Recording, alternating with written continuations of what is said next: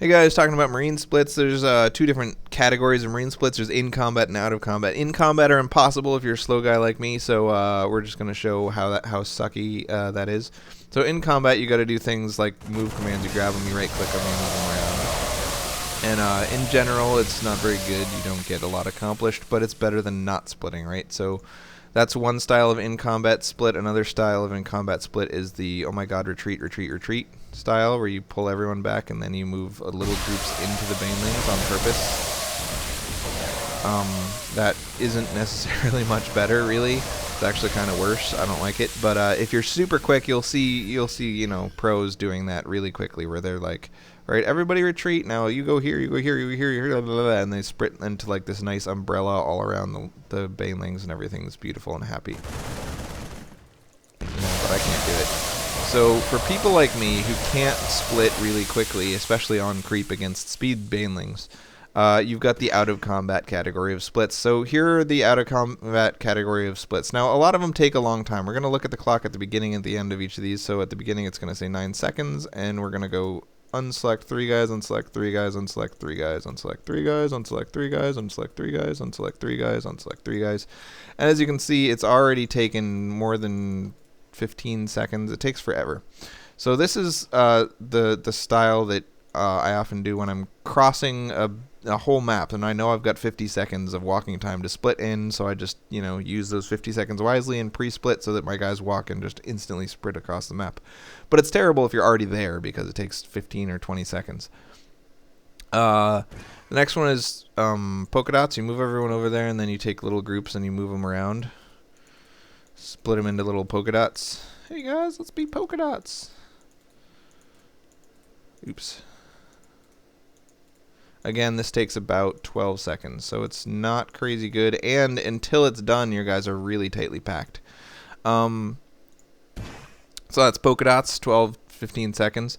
This is what I call patrol splitting. You're going to want to rebind patrol to a key that you can actually reach, like Q or W. And then what you want to do is when you patrol things, it makes a blue line. You see that blue line? You want to imagine how many spokes you can fit in this area, and then make blue lines for each of the spokes. So everyone stand here, and then we're going to say, I want a spoke here, spoke here, spoke here, spoke here. So that only takes 3 seconds, and suddenly your whole army is split. So that's by far the best out-of-combat way to split things. Very nice. And if you look at everyone, I've just got 4 spokes. You can, if you have more time, like if you know you've got forever, then you can make like 200 million spokes. So we're going to start up here on this clock. It says 6 seconds. So we're going to go 1, 2, 3, 4, 5, 6, 7. And now we've got all these different spokes. Ooh, we can even afford a spoke right there. And we can even afford a spoke right there. So just look at the blue lines, and that's generally where your dudes will end up. Patrol spreading is fast. It's kind of, there's a little bit of randomness to it. I'd say it's by far the best method of splitting when you're out of combat. But you can't do it in combat, because once you guys are already shooting, if you issue a patrol command, they're not going to do anything. So that's kind of silly. It only takes about 4 seconds, which is like 3 or 4 times quicker than any of the other methods. This is carpet bomb splitting. Again, if you're coming from far away and you're like, okay, I'm going to go and split my dudes onto this hill, and you're out of combat, and you know that the Zerg isn't waiting underneath you to kick you in the balls or anything, you can look at the clock. It says 20 seconds, and then you D and click on each medevac,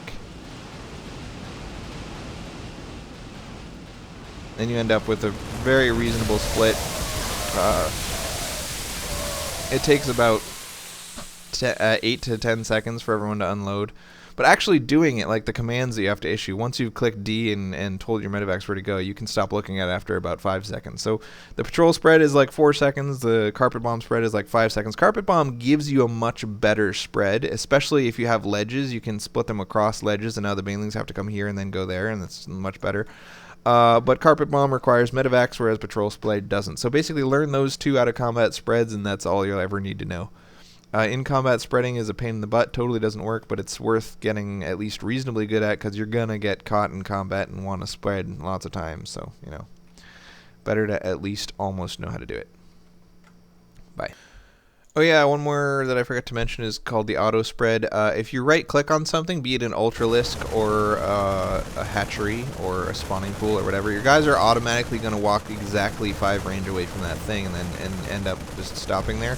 And that ends up actually being a pretty reasonable anti-baneling spread. It's not as good as any of the other types of spreads, but when you're on the move, it's the best way to quickly spread. Especially if there's a hatchery that you had to shoot at anyway, right? So each baneling splash is going to usually hit about 4 guys, but if it comes right in the middle here, it can hit like 5 or 6 guys. So it's not a great spread, but it's easy to set up, and you can just right-click on the hatchery and then go back to your base and macro. So it's something you can do in like 0 seconds. Definitely worth knowing about. And that was finally the last one. Bye.